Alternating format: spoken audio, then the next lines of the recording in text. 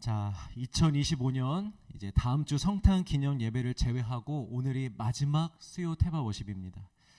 우리 자그마한 공간이었죠.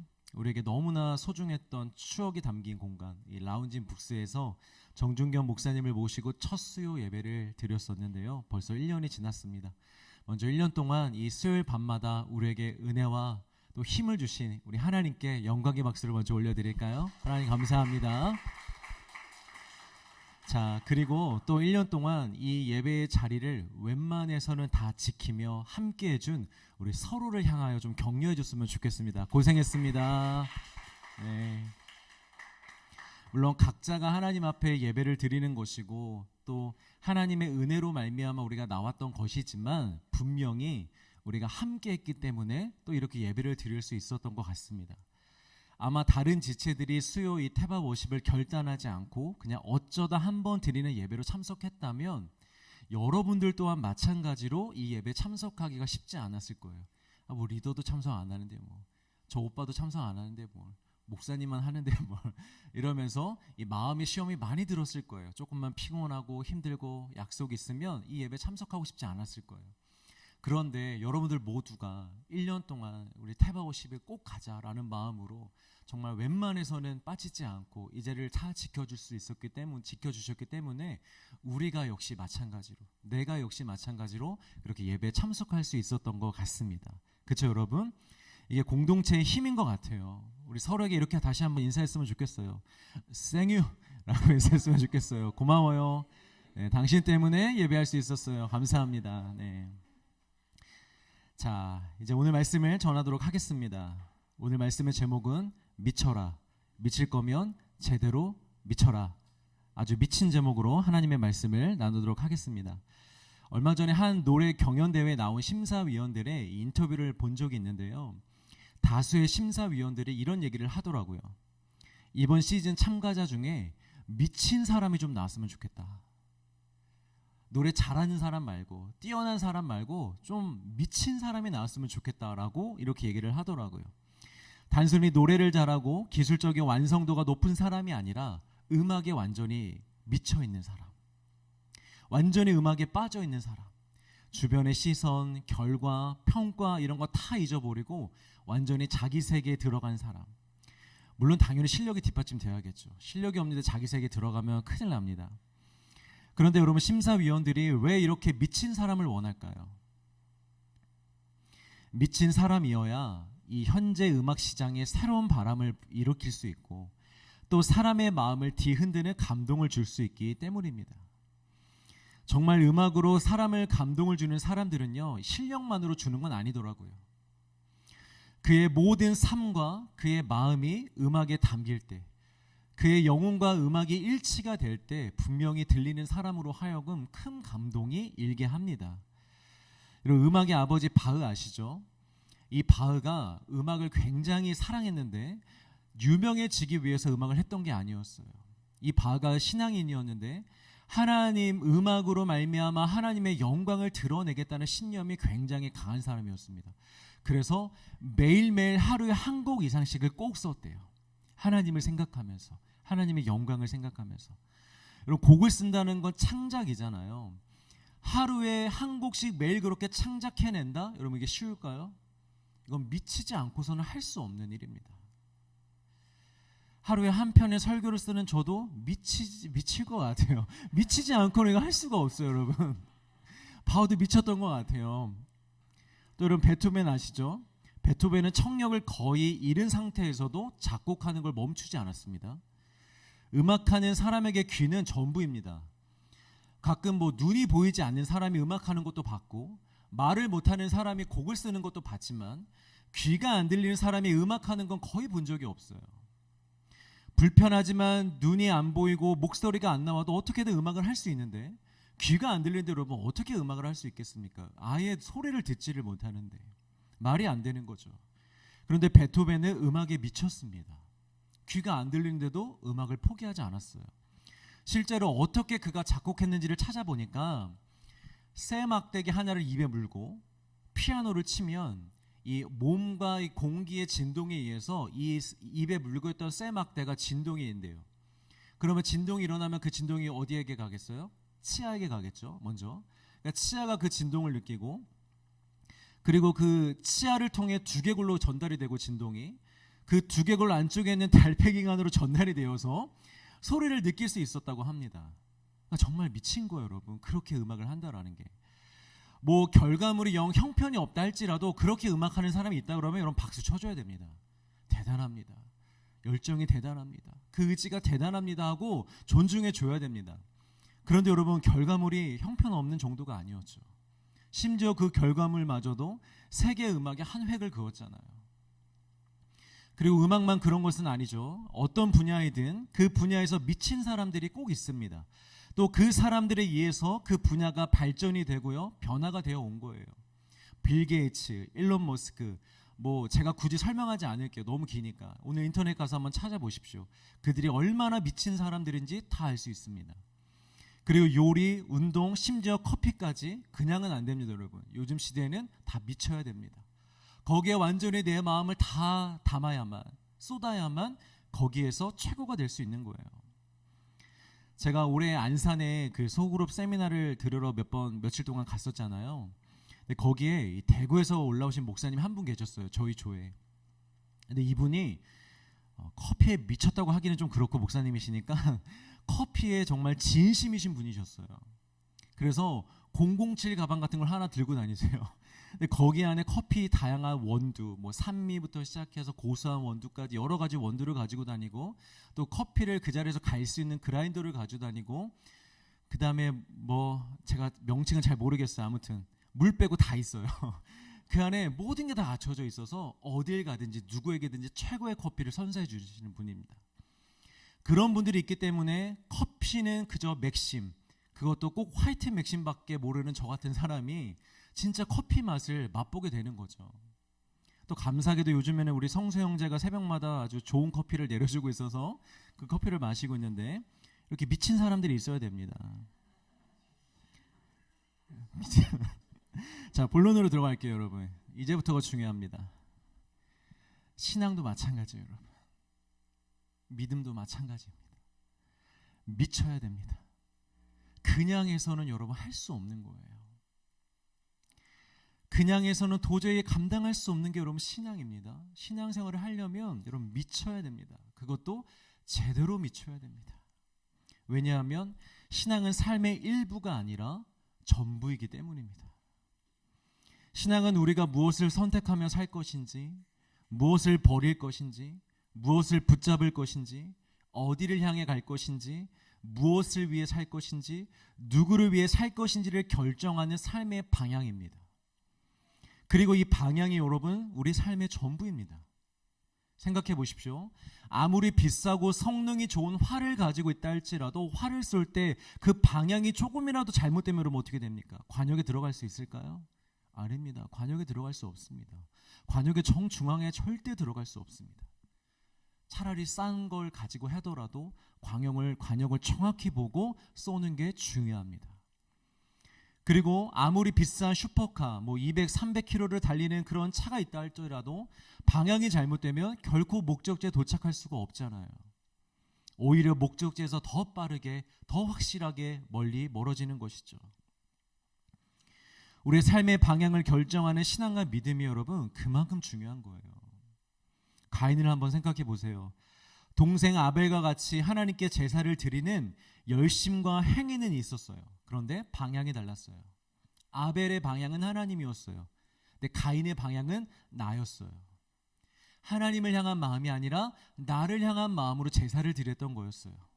그걸 성경에서는 믿음으로 드렸다, 믿음으로 드리지 않았다라고 얘기하는 거예요. 그런데 그 결과가 무엇입니까? 그 방향의 다름의 결과가 무엇입니까? 살인이었습니다. 동생을 죽였잖아요. 인류 최초의 살인. 그리고 그가 죽인 것은 아벨만이 아닙니다. 하나님이 그 후에 가인에게 찾아오셔서 죄가 너의 문 앞에 있지만 너는 죄를 다스릴지니라 라고 말씀하시잖아요. 이 말씀이 뭐라고요? 내가 너에게 또 기회를 줄 거야. 그러니까 죄를 다스리고 다음에 다시 제사를 드려. 그럼 내가 받아줄 거야 라는 의미가 담긴 말이었다 그랬잖아요. 그런데 가인이 어떻게 합니까? 이 하나님의 용서하심을 은혜를 거부해요. 가인이. 아닙니다. 저 하나님께 다신 제사 안 지냅니다. 어차피 안 받으실 거 아닙니까? 하면서 스스로 생명이신 하나님을 떠난다고요. 그러니까 가인은 아벨만 죽인 게 아니라 누구까지 같이 죽인 거예요? 자기 자신도 죽인 거예요. 잘못된 믿음의 방향이. 그리고 예수님의 제자 유다를 생각해 보십시오. 유다도 11명의 제자들과 같은 삶을 살았습니다. 예수님을 따라 3년 동안 고생했고 말씀도 다 직접 들었고 또 나름 믿음도 가지고 있었습니다. 그런데 유다의 신앙의 방향이 다른 11명의 제자와는 다른 데 있었습니다. 표대에서 옆으로 빗나갔었어요.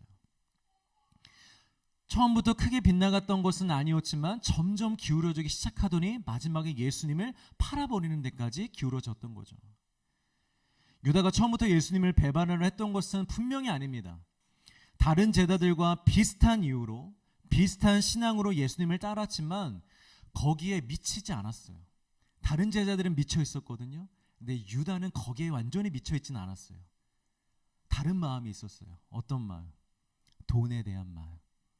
야, 이거 조금만 머리 쓰면 내 주머니를 좀 채울 수 있겠는데? 예수님도 다른 거 따르는 거지만, 예수님이 잘 되셔야 되는 건 잘 되셔야 되는 거지만, 갑자기 생각이 안 나네. 일석이조. 이왕이면 내 주머니도 채울 수 있는 기회가 있네 하면서 완전히 미쳐있지 않고 다른 마음이 섞여 있는 그런 신앙을 가지고 있었다라는 거예요.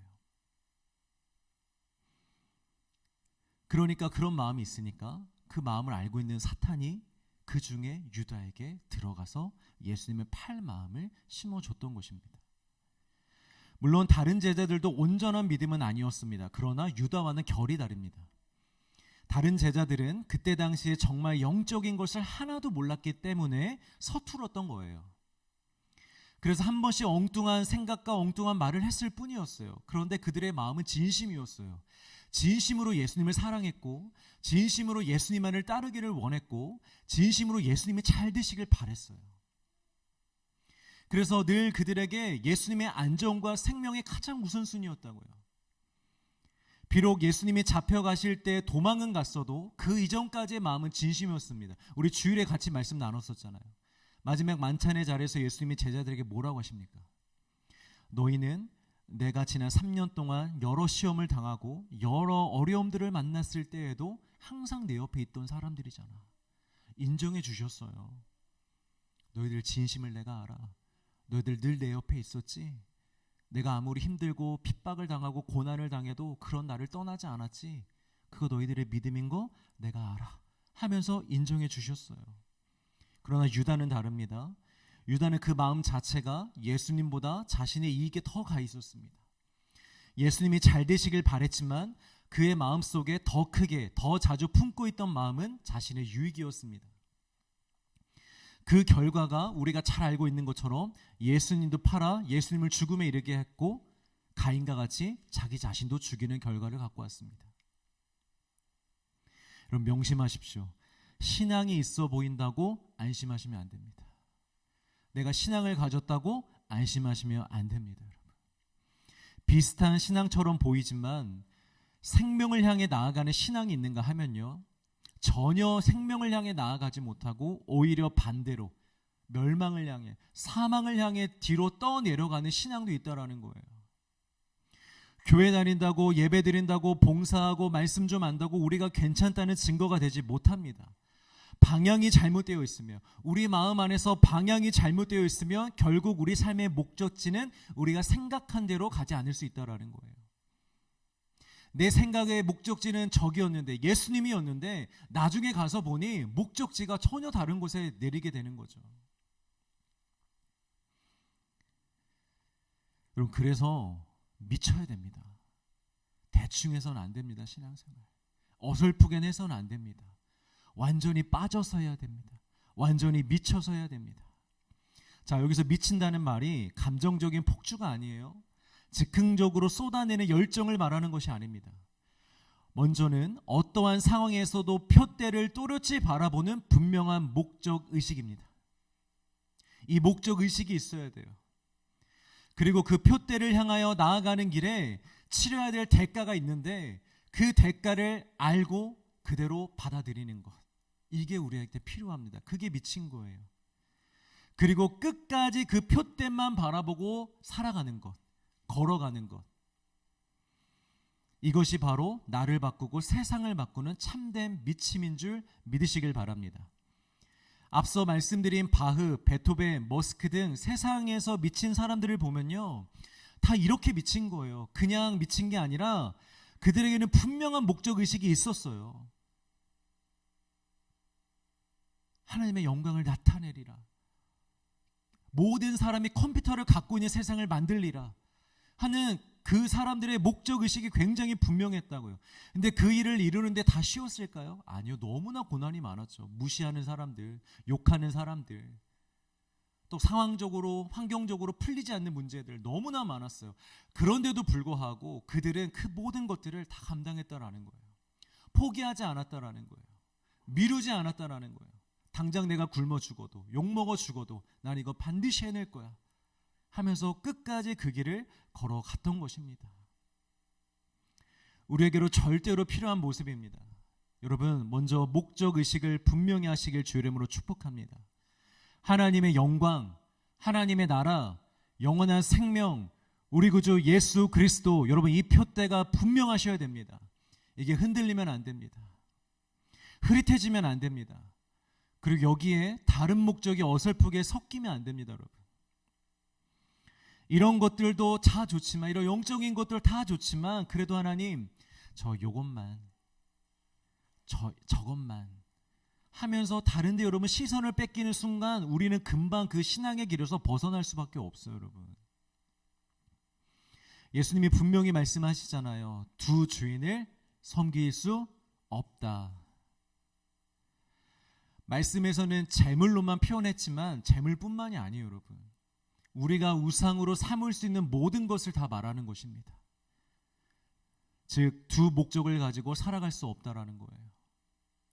하나님의 영광을 위해 살려고 하면서 동시에 나의 영광, 나의 뜻, 나의 만족을 위해 살 수 없다라는 것입니다. 여러분, 내가 죽어야 됩니다. 내가 죽어야 하나님의 영광이 드러납니다. 내가 살아있는데 하나님의 영광을 나타내면서 살겠다? 이건 불가능한 것입니다. 하나님의 영광 그렇게 드러나지 않습니다.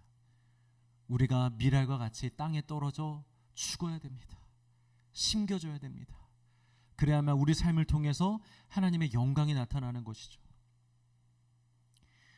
나는 죽고 예수가 산다라는 것이 나는 완전 불만족한 상태로 살게 된다는 것이 아니라는 거 여러분 너무 잘 아시잖아요. 너무 많이 들으셨잖아요. 하나님의 영광에 우리의 진짜 영광이 있고, 하나님의 영광에 우리의 만족이 있고, 우리의 충만이 있다는 거 다 아시잖아요. 그러니까 우리가 기꺼이 죽을 수 있는 거잖아요. 여러분, 성경 어디를 봐도요, 하나님은 당신을 위해서 사람을 희생하라고 말씀하신 적이 단 한 군데도 없어요. 오로지 자신만을 위하여, 하나님만을 위하여 인간에게 너 나를 위해 좀 희생해라, 너 헌신해라, 너 그냥 죽어라 라고 말씀하신 적이 없다라는 거예요. 하나님은 그런 잔인한 분이 아니십니다. 인간을 그런 소모품으로 쓰시는 분이 아니라는 거죠. 하나님의 영광을 위해서 요구하셨지만 결국은 그 모든 것은 다 그들을 위한 것이었습니다. 그들 자신과 그들의 가족, 그들의 민족을 위한 일이었다는 것이죠. 하나님이 호세아 선지자에게 요구하신 것도 같은 맥락입니다. 하나님이 호세아에게 어느 날 찾아가셔서 음란한 여인을 아내로 맞이하라는 명령을 반복적으로 하십니다. 그리고 호세아가 그 명령에 순종하는 과정에서 자신의 뜻과 상관없이 호세아가 어떤 손가락질과 멸시를 당했냐면, 저 선지자는 음란한 여자와 결혼했네, 음란한 선지자야, 음란한 남자야 라는 손가락질을 당해야 됐어요. 자기가 선택한 게 아닌데 하나님이 시키신 것인데. 그렇게 결혼한 여인에게로부터도 배신을 당하잖아요. 또 뭐 내조를 잘 받았으면 몰라, 여보 그러나 난 당신 편이에요, 당신이 날 받아줘서 감사해요 하면서 내조를 잘했다면 또 몰라, 그것도 아니야. 그렇게 해서 결혼한 여인이 몇 번이고 또 배신하고 나가고, 다른 남자에게 가고, 다른 남자에게 또 가고, 하나님은 또 데려와서 같이 살라 그러고 결혼하라 그러고. 하나님은 끝까지 호세아에게 이런 순종을 원하셨습니다. 하나님이 호세아의 인격과 마음을 생각하지 않고 도구로 사용하신 것입니까? 아닙니다. 이는 호세아와 그의 민족을 위한 것이었습니다. 그리고 누구보다 호세아가 가장 은혜를 많이 받았을 거예요. 아, 하나님이 나를 이렇게 사랑하시는구나. 내가 이렇게 음란하였었는데, 우리가 이렇게 음란하였었는데, 이런 나를, 이런 우리 민족을 이렇게 몇 번이든지 용서해 주시고 다시 안아주시는 거구나. 하나님 너무 감사합니다 라는 믿음의 고백을 분명히 했을 것입니다. 사랑하는 성도 여러분, 하나님이 저와 여러분들에게 명령하시는 모든 것은 다 우리를 위한 것인 줄 믿으시길 바랍니다. 당장의 우리 눈으로는, 우리의 체감상으로는 나에게 유익이 되지 않는 것처럼 보여도 여러분 결코 그렇지 않습니다. 하나님의 일에 동참하고 하나님의 말씀에 순종하는 자들에게 임하는 은혜가, 임하는 영광이 얼마나 크고 좋은 것인지 이미 성경에 다 기록하고 있잖아요. 여러분 믿으시길 바랍니다. 자, 이렇게 하나님의 영광이 우리의 목적으로 이제 놓였다면, 다른 것을 목적으로 삼지 않고 하나님의 영광만을 우리 삶의 목적으로 놓았다면, 그 다음으로는 환경과 상황의 변수가 생기고 어려움이 생겼다고 포기하거나 나중으로 미뤄서는 안 된다라는 거예요. 뒤돌지 말고, 뒤돌아가지 말고, 멈추지 말고 끝까지 표대를 향하여 여러분 달려가야 하는 줄 믿으시길 바랍니다. 왜냐하면 그렇게 하지 않으면요, 우리 신앙이 다 금방 식어버리기 때문이에요. 여러분. 다들 많이 경험해 보셨잖아요. 아무리 우리가 은혜를 많이 받아도 시간이 지나고 우리가 나중으로 자꾸 미루면 그 은혜는 금방 다 증발해 버립니다. 여러분 가장 은혜 많이 받았던 적이 언제예요? 한번 빨리 머릿속으로 생각해 보세요. 미쳤다, 하나님 오늘 나의 날이다 이러면서 막 은혜 받았던 날 한번 지금 생각해 보세요. 그때 은혜가 지금도 유지되고 있는 것 같으세요? 원래대로라면 그런 은혜를 받으면 더 은혜가 큰 삶으로 나아가야 되는데 우리는 대부분 그렇지 않죠. 팍 올라갔다가 그냥 쫙 떨어지고 이게 반복이잖아요. 여러분, 쇠뿔도 당김에 빼라는 말 아시죠? 이 소의 뿔이요 너무 딱딱해서 그냥은 잘 안 뽑혀요. 불로 지진 다음에 뿔이 말랑말랑해졌을 때 빼야 잘 빠진다고 합니다. 근데 불로 다 지져놨어, 부드럽게 해놨어. 그런데 갑자기 나 뭐 해야 되는데, 누가 부르네, 나 여기 가야 되는데, 저거 해야 되는데 하고 미루면 어떻게 됩니까 여러분? 다시 그 뿔이 딱딱해지는 거예요. 뽑을 수 없어요. 그러면 또다시 그 과정이 필요해요. 또 불을 데펴야 되는 거예요. 왜 우리 신앙이 이렇게 반복되는가? 우리가 연약해서 그러겠지, 이렇게 그냥 얼렁뚱땅 넘어가지 마십시오. 여러분, 그렇게 생각하는 것은 저와 여러분들에게 아무런 유익이 되지 않습니다. 변명일 뿐입니다. 우리가 신앙이 안 좋은 패턴을 반복하는 이유는 미루기 때문입니다. 여러분, 우리에게 은혜가 없지 않아요. 여러분들에게 기회가 없지 않았어요. 하나님이 이미 저와 여러분들에게 너무나 많은 은혜 주셨어요. 수많은 간증자들을 통하여, 수많은 목회자들을 통하여, 수많은 말씀을 통하여, 수많은 은혜들을 통하여 이미 우리에게 주신 게 너무나 많아요. 그러나 그런 은혜가 왔을 때, 그런 말씀을 주셨을 때, 그런 감동이 임했을 때 그 기회를 붙잡고 그 기회를 놓치지 않기 위해서 영적인 전쟁을 치열하게 싸웠어야 됐는데 그걸 안 하고 그냥 밀어버린 거예요.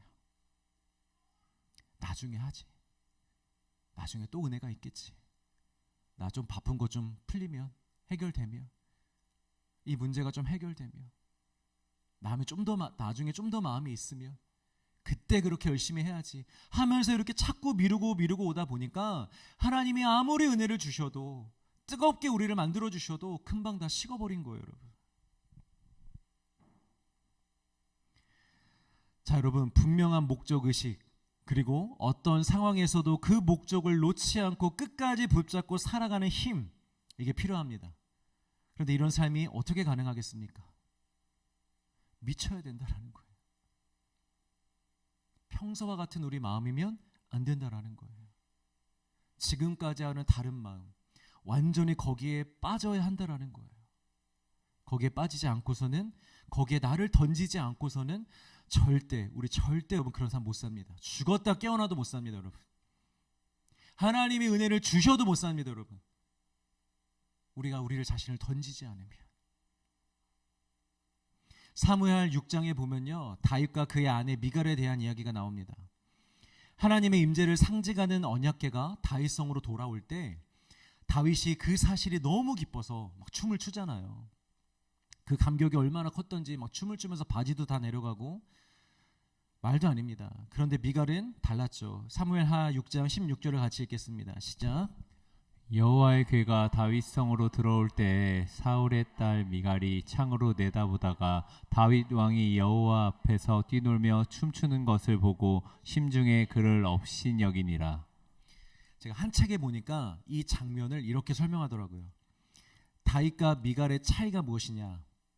다윗은 언약궤가 들어올 때 언약궤가 들어오는 그 길에 나아가서 그 풍악 소리가 울리고 사람들이 함께 찬양하고 노래를 하는 그 길에 나아가서 그 언약궤를 맞이하다가 너무 기쁜 나머지 춤을 춘 것이다. 그런데 미갈은 그 언약궤가 들어오는 길로 내려가지 않고 어디에 있었다? 창문에서 내려보았다. 언약궤가 있는 곳까지 가지 않고 자기가 있던 창문에서, 그 창가에서 그냥 내려다 보았다. 보면서 언약궤를 본 것이 아니라 바지가 내려간 다윗만 보고 있었던 것이다. 그러니까 무슨 차이냐?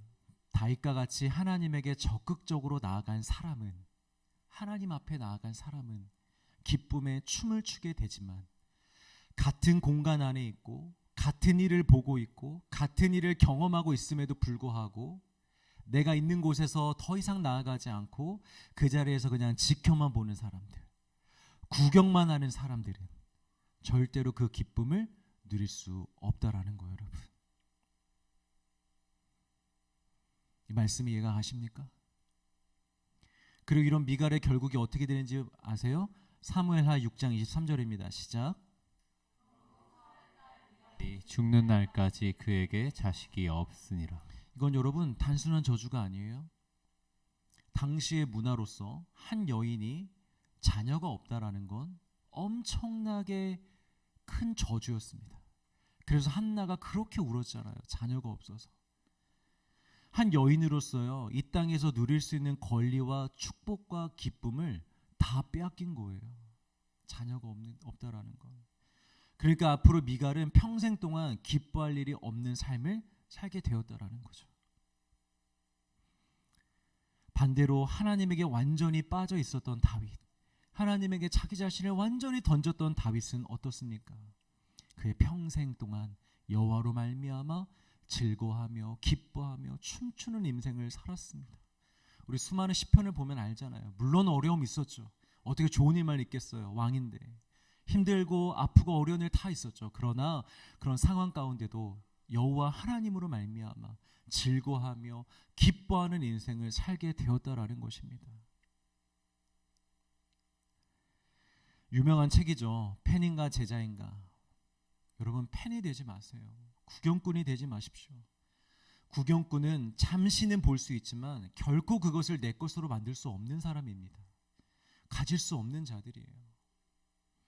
구경꾼들과 같이 예배드리지 마시고, 구경꾼들과 같이 순종과 헌신과 봉사의 자리에서 한 발 물러나서 그냥 다른 사람들의 신앙생활만 보고 있지 마시고, 구경꾼과 같이 하나님의 말씀들이 지금 나에게는 상관없는 것처럼 외면하지 마시고, 여러분 적극적으로 참여하시길 바랍니다. 하나님에게, 예수님에게, 그 말씀에게 완전히 빠져드십시오. 여러분 한번 인생을 던져보세요. 삶을. 몇 가지 권면 드립니다. 여러분, 우리 다윗과 같이 예배합시다. 주변 사람들의 시선과 체면, 자존심 이런 거 다 있고, 한번 우리 예배할 때 어떤 예배든 완전히 좀 하나님께 빠져서 예배했으면 좋겠어요. 온 마음을 다해 하나님을 좀 찬양했으면 좋겠어요. 그러면 여러분, 하나님을 찬양할 때 우리 춤을 추게 될 것입니다. 어떻게 앉아서 드리겠어요? 아무것도 신경 안 쓰고 하나님이 계신데. 저 앞으로 춤춰도 여러분 말리지 마세요. 같이 춤춥시다. 여러분 온 마음으로 우리 하나님을 찬양해 봅시다. 저절로 몸이 움직일 거예요. 찬양 시간이 너무나 기쁜 시간이 될 거예요. 또 기도할 때는 하나님 앞에 엎드려 눈물로 날마다 기도하게 되실 것입니다. 여러분, 양반처럼 미동 없이 가만히 앉아있다 가지 마세요. 여러분, 그런 예배에 익숙해지지 마세요. 그냥 앉아있다가 조용히 찬양하고 조용히 예배드리고 말씀 이렇구나 저렇구나, 내가 기도할 거 뭐였지? 그래 이거 기도해야지, 이렇게 하다가 그냥 돌아가는 예배에 여러분 익숙해지지 마십시오. 아, 지금 내 뭔가 영적으로 문제가 있구나. 이런 예배는 내가 지금 막 춤추지 않고 있네, 내가 눈물로 기도하지 않고 있네, 오히려 그게 이상할 정도로 우리의 예배가 온 마음을 다한 예배가 되기를 간절히 소망합니다. 간절히 바라기로는 우리 더라이프의 예배가 온 마음을 다한 예배, 성령께서 인도하시는 예배가 되어서 정말 역동적인 예배가 되기를 간절히 소망합니다. 두 번째, 여러분, 기도에 미치세요. 기도에 미치세요. 여러분, 적당히 하지 마세요. 기도, 예배 때만 와서 하는 기도, 여러분 정말 그 정도로 예수님의 제자가 될 수 있을 거라고 생각하십니까? 정해진 예배 때만 와서 하는 기도, 목회자가 인도할 때만 하는 기도, 잠깐 주어지는 그 짧은 시간의 기도, 여러분 그런 공식적인 기도만 가지고 여러분 우리가 예수님의 제자로 살 수 있을 것 같습니까? 택도 없습니다. 여러분, 절대 우리 그렇게 못 삽니다. 그 정도의 기도로는 그 어떤 영적인 능력을 우리 삶에서 결코 경험할 수 없습니다. 완전히 기도에 빠지셔야 됩니다. 기도를 뭐라 그러죠? 호흡이라 그러잖아요. 호흡과 같아야 돼요. 여러분, 늘 하는 것처럼 기도가 우리 삶에 배어 있어야 돼요. 그래서 삶에서 갑자기 어떤 상황이 생겼을 때 바로 그냥 기도의 자세가 나올 수 있도록, 그 정도까지 여러분 기도에 익숙해지셔야 됩니다. 1시간 내가 이 자리에 앉아서 기도를 해도, 음악이 없어도, 나 혼자 있어도 그 시간이 부족하다고 느낄 만큼의 기도의 용사들이 되셔야 돼요. 그 정도가 돼야 우리 이 수준에서 여러분 벗어날 수 있어요. 우리가 평생 뚫지 못하고 있는 지금 이 수준, 그렇게 열심히 예배하고 기도하고 뭘 하고 세미나에 가고 무슨 집회에 참석하고 어떤 강사에게 말씀을 듣고 뭘 해도 변화되지 않는 이 신앙의 수준, 이 수준이 언제 돌파가 되냐면 기도할 때 돌파가 되는 거예요. 여러분, 기도가 능력이에요. 말씀도 물론 능력이죠. 그런데 말씀과 기도가 만나야지 그게 폭발적인 능력으로 작용이 되는 거지, 맨날 말씀만 듣고 있다고 여러분 우리 안에 믿음이 자라지 않아요. 반드시 기도의 자리에 가셔야 돼요. 사랑하는 우리 형제 여러분, 기도의 자리에 가시길 주의 이름으로 축복합니다. 보통은 교회 가운데 형제들이 기도 많이 하는 경우는 없거든요. 근데 우리 교회는 또 특별해요. 형제들이 그렇게 기도를 많이 하는 것 같아요. 너무 감사한 일이야. 물론 자매들도 기도 많이 합니다. 여러분, 자매들도 속상해하지 마십시오. 비율로 따지면 형제가 이렇게까지 올 게 아니거든. 그런데 형제들이 그렇게 기도를 해. 여러분, 기도하십시오. 자매들도 마찬가지로 기도하십시오. 자, 세 번째, 여러분 말씀에 미쳐야 됩니다. 어쩌다 한 번씩 읽는 성경이 여러분 무슨 우리의 삶의 양식이 되겠어요. 예배 시간에 듣는 말씀 말고요, 그거는 다 듣는 말씀이니까. 평소에 여러분 집에서 말씀을 얼마나 읽으십니까? 신명기에 보면 하나님이 이스라엘 백성들에게 말씀을 문설주와 바깥문에 기록하라고 하셨는데, 이게 뭐 우리 집은 믿는 집이라는 걸 보여주기 위해서 달라고 한 거예요? 아니잖아요. 너 그리고 너의 가정, 집을 드나들 때마다, 삶을 살 때 하나님 말씀 잊지 말고 날마다 말씀을 기억해라. 날마다 말씀을 묵상해라. 날마다 말씀을 보라고, 그 말씀을 생활화하라고 주신 명령이었어요. 여러분, 내년에 1월 1일에 우리 더라이프 철치 모든 성도가 다 같이 성경 통독을 시작할 거예요. 여러분 동의를 구하지 않겠습니다. 시작할 겁니다. 등록 성도라면 무조건 참여하는 걸로. 최소 1년에 1독 신청을 받을 거예요. 나는 1독 하겠다. 아니다, 나는 2독 하겠다. 나는 3독 하겠다. 그래서 1독팀 한 방, 2독팀 한 방, 3독팀 한 방. 왜냐하면 분량이 다르니까. 신청을 따로 받아서 분량만큼 매일 읽고 서로 같이 확인하고 말씀을 읽는 것을, 이건 생활을 해야 됩니다. 더 이상 우리 미루면 안 됩니다. 여러분, 제가 이렇게 목회를 하고 신방을 하고 뭘 하면서 늘 저도 그렇고 성도도 그렇고 늘 같은 얘기만 반복되고 오가거든요. 이게 제가 이게 보니까 우리 안에 말씀이 없어요. 말씀으로 나눠야 되는데 나눌 말씀이 없다고요. 그러니까 힘이 없는 거예요. 기둥이 없는 거예요. 반석이 없는 거예요. 안 되겠어요, 여러분. 우리 말씀 읽어야 됩니다. 설교 듣는 것으로 안 되고 우리 삶 속에서 매일매일 말씀 붙잡고 말씀을 가까이 해야 될 줄 믿습니다. 마중물이라고 아시죠, 여러분? 우물에서 물을 끌어올릴 때 먼저 물을 부어주어야 물이 올라오잖아요. 신앙은 자발적으로 하는 것이 맞지만 사역을 하다 보니 마중물이 사역이 필요하더라고요. 이렇게 판을 깔아주고 이끌어줄 때 성도들의 진심도 자발도 나올 수 있을 줄 믿습니다. 꼭 참여하시길 바랍니다. 자, 그리고 이 얘기를 할까 말까 고민했는데요. 원래 금식은 남들이 모르게 하라고 하잖아요. 그래서 사실 저도 어떻게든 성도들 모르게 하려고 했어요. 면도도 하고 다니고 물도 열심히 마셔서 얼굴에 광도 좀 내고 다니고. 그런데 이 설교를 쓰다가 하나님 그런 마음을 주신 것 같아요. 너 혼자 하지 말라. 그 좋은 걸 왜 너 혼자 하냐. 이런 마음을 주셨어요.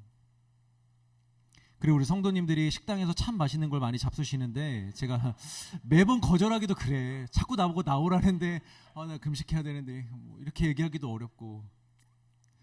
제가 일주일 금식을 작정했거든요. 마음 같아서는 40일을 하고 싶은데 연말 연초 사역들을 해야 되기 때문에 아무튼 그래요.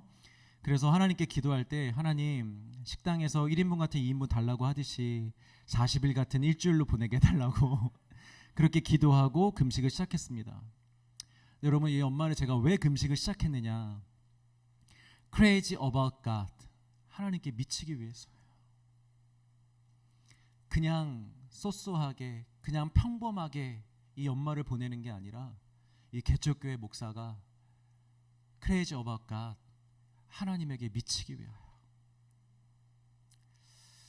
목회가 여러분 해보니까 할수록 성경을 많이 연구한다고 아니면 조직을 잘 짠다고 성도들에게 늘 사랑으로 대한다고만 이 목회가 되는 것은 아니더라고요. 정말 하나님이 원하시는 건 목회자의 온 마음이더라고요. 온 마음과 온 뜻과 모든 생각이 오직 하나님만을 향해져 있을 때, 하나님 앞에 이 목회자가 완전히 항복하여 엎드려 날마다 울고 있을 때, 그때 교회에 은혜의 강물도 흐르고 치유의 기적도 일어나는 것이고 말씀의 권세도 더해지고 성도들의 마음과 신앙도 회복된다라는 것을 알게 되었습니다. 믿게 되었습니다. 그래서 결단하게 되었습니다. 사랑하는 성도 여러분, 이것은 목회자뿐만이 아닙니다. 우리 지금 벼락치기 시리즈 하고 있잖아요. 여러분, 이 남은 기간 동안 여러분들도 하나님께 미쳐보시길 바랍니다. 말로만 벼락치기 하지 말고 하나님께 여러분들의 삶을, 시간을 올인하시길 바랍니다. 여러분들은 평신도니까 하루만 하십시오. 여러분, 소그룹 안에서 일주일 동안 7명, 8명이잖아요. 우리 하루씩 돌아가면서 하루 금식을 하자라고, 여기 리더 다 계시죠? 리더분들이 좀 주관하셔서 어떻게든지 금식해 보십시오. 이번 돌아오는 주일에 우리가 성령에 대한 설교를 할 텐데요. 또한 이제 마지막 주일에도 우리가 이런 비슷한 마지막 그 성령과 역사에 대해서 같이 말씀을 나눌 텐데 반드시 성령의 역사가 일어날 줄 믿습니다. 우리가 그렇게 갈망하던 사모하던 성령의 충만함을 우리가 다 받게 될 줄 믿습니다. 금식하며 진심으로 참여하는 자들은 그대로 될지어다. 자, 오늘 본문에 보면 사도 바울이 이런 얘기를 합니다. 이제 마지막입니다. 같이 한번 읽겠습니다. 고린도후서 5장 13절 시작. 우리가 만일 미쳤어도 하나님을 위한 것이요 정신이 온전하여도 너희를 위한 것이니. 이게 지금 바울의 이야기인데 바울이 왜 이런 이야기를 할까요? 당시에 고린도 교회 안에서 바울에 대한 평가가 좋지 않았어요. 야, 바울은 너무 극단적이야. 아니, 사도라면서 왜 이렇게 맨날 고난만 당하는 거 있어? 가장 위대한 사도가 왜 이렇게 초라하게 살아? 맨날 매 맞고 감옥에 gat히고 굶고 오해받고. 아니, 가만 보면 바울은 이런 삶을 즐기는 것 같아. 좀 정신 이상한 사람 같아. 그냥 미친 사람인 것 같아 하는 이런 평가가 있었어요. 당시에 세상 사람들도 아니라 교회 성도들에게. 맞습니다, 여러분. 보통의 사람이 보면 이해가 안 가요. 누가 저런 삶을 이해할 수 있겠어요? 결혼도 안 해, 자기 몸도 안 챙겨, 맨날 욕먹고 다녀, 매 맞고 다녀, 감옥에 갇혀. 그러면서도 나는 맨날 기쁘대, 나는 영광 속에 살고 있대, 자기를 본받으래. 누가 그런 삶을 여러분 이해하고 본받으려고 하고 좋아하겠냐고요. 바울도 이런 평가를 몰랐던 것이 아닙니다. 알고 있습니다. 그래서 이렇게 고백하는 거예요. 내가 미쳤다고? 내가 미쳐 보인다면 맞아. 그런데 난 그냥 미친 게 아니라 하나님에게 미쳐 있는 거야. 하나님의 말씀이 나한테 가장 중요하고, 날마다 내 안에서 말씀하시는 성령님의 인도하심이 나에게 가장 중요하고, 내 안에 살아계신 예수 그리스도가 나에게 전부야. 그래서 그것을 위해서라면 난 어떠한 대가도 치를 수 있어. 감옥에도 갇힐 수 있고, 매 맞을 수도 있고, 다 빼앗길 수도 있고, 굶을 수도 있고, 결혼 안 해도 되고, 고기 안 먹어도 되고, 난 모든 걸 다 포기할 수 있어. 왜냐하면 난 하나님에게 미쳐있기 때문이야. 그렇게 사는 것이 진짜 나의 영광이고 나의 만족이고 나의 기쁨이야 라고 고백하는 것입니다. 사랑하는 성도 여러분, 사람은요 누구나 다 무엇인가에 미쳐서 살아갑니다. 하나님께 미쳐서 살아가는 사람도 있고요, 세상에 미쳐서 살아가는 사람도 있습니다. 이런 경우는 없어요. 저는 하나님에게 미쳐 있기는 한데 세상을 조금 그냥 조금 그냥 좋아합니다. 이런 거 없어요, 여러분. 반대겠죠. 세상에 미쳐 있는데 어쩔 수 없이 신앙생활을 하고 있는 거겠지. 하나님께 미쳐 있는데 어쩔 수 없이 세상을 붙잡고 있는 게 아니라 세상에 미쳐 있는데 어쩔 수 없이 신앙을 붙잡고 있는 거겠지. 왜냐? 지옥 간다고 하니까. 아는 건 있으니까, 배운 건 있으니까 아예 떠나지는 못하겠고, 버리지는 못하겠고, 하기는 해야 될 것 같은데, 그런 마음으로 신앙생활을 하는 것밖에 없어요. 세상에 미친 거예요, 그거는. 그리고 또 한 가지, 저는 하나님도 아니고 세상도 아닙니다. 저는 그냥 무기력한 상태에 있습니다. 그럼 그것도 미친 거예요. 뭐에 미친 거예요? 무기력함에 미쳐 있는 거예요. 무기력함에서 그 삶 속에서 그냥 안주하고 있는 거예요. 어쨌든 사람은요 무엇인가 이렇게 미쳐서 살아갑니다. 그런데 여러분, 무엇에 미쳐 살아가는 게 우리에게 유익이겠습니까? 이 유익이라는 말도 다 담을 수 없고 표현할 수 없어요. 무엇이 우리에게 생명이겠습니까? 무엇이 우리에게 영광이겠습니까? 이왕 미칠 거 하나님에게 미치십시오. 하나님에게 미치십시오. 하나님에게 인생을 거시고, 하나님에게 삶을 드리고, 하나님에게 온 마음을 드리고, 하나님에게 전부를 드리십시오. 성경을 보면 정말 어느 누구 하나 하나님께 조그만 마음을 가지고 갔다가 그렇게 된 사람이 없어요. 다 전부를 가지고 가는 거예요. 전부를 하나님께 드리는 거예요. 물론 우리가 그냥 미칠 수는 없어요. 성령의 역사가 필요해요. 성령의 강권적으로 우리를 붙잡아 주셔야 돼요. 그런데 그거는 성령님의 성경에서 기록된 것처럼 성령님의 입장에서 말할 수 있는 거고, 하나님의 입장에서 말하면 그렇다라는 거예요. 근데 우리 입장에서 보면 우리 또한 성령님께, 하나님께 미쳐야 된다라는 거예요. 다윗과 같이 그 길로 내려가 언약궤 앞에서 사람들 의식하지 말고 찬양하며 노래하며 뛰놀며 그렇게 살아가는 우리의 삶의 태도가 필요하다라는 것입니다. 예수님께 미친 자들 영광을 얻게 되리라. 예수님께 미친 자들 생명을 얻게 되리라. 예수님께 미친 자들 올해가 가기 전에 성령의 충만을 받게 되리라. 우리 모든 상황 속에서도 그렇게 나아갈 수 있기를 주의 이름으로 축복합니다.